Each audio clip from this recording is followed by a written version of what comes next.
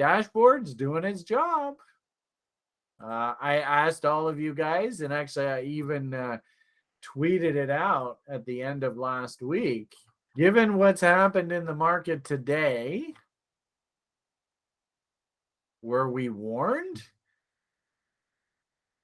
Something awfully nasty was about to hit us right between the eyes, right in the nose. So that's the good part about this system and this platform that we have built is it's solid. It's doing its job. And if you looked at that image and you were like, well, there's no reason to be thinking the market will go down, well, then you don't know how to interpret this data. One thing that I've heard from Josh recently, which I think is fantastic, is he is basically using this data off of the crypto market, which is basically the same thing. It's just we're using crypto proxies. Same message, and I've told you this before. I actually think you can see there's the stock market breaking near the end of the month. It's interesting. Transports finally broke there. Utilities, and of course, this was the bond market we were most worried about. Interesting how now finally, can you see how slow is finally starting to work its way back down? We started this conversation off about a month or so ago with the bond market 100% on both the short and medium term. Do you guys remember that? Does anybody remember that? And then I was kind of like, that's not good. That's a problem. Sure enough, bond market started to break. That was back near the end of May. Utility market broke, which is also another bond market proxy. Correction is now starting. At that same time, remember we had all the country funds. They were also starting to get ridiculously overbought.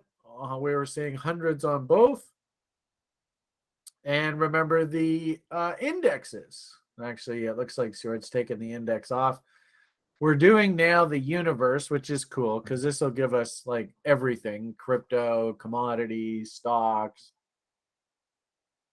bonds. So this should give us a pretty good sort of proxy as to the whole market, how it's feeling. I'll have to let that data fill out, of course. But you can even see now. Can you see now how the country funds, remember just about 2 or 3 weeks ago, right? And that's when the Dow is up here. The sectors were all pressing against 100. S&P's all up here, up top, right? The country funds themselves were ridiculously overbought. We can actually maybe even go in here and look for the country funds.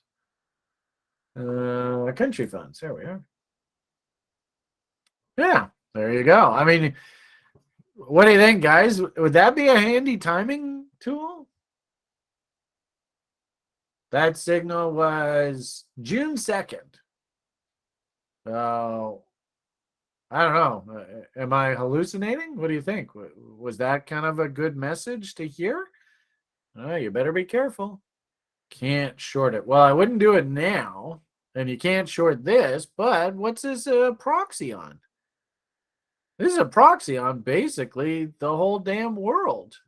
So pick your poison. You want to short the S&P 500? And I'd just be curious, like what did the market look like as of June 3rd? Man, where's the S&P? I guess that's this one here. Where is June 3rd? Oh, that's basically this window right here, right? There's June 3rd right there. Look how the U.S. stock market, if you had just gone and bought a put option, well, those country funds don't look so good. I'm just going to go and buy a put. How would you be feeling today? It's probably a pretty good signal, eh? Point here is I think we are well served. This is pretty usable information, folks. It's pretty darn usable. I think it's definitely worth the price of the subscription. And so we can just simply now, and hopefully you guys are getting a little bit more accustomed to this as time goes by.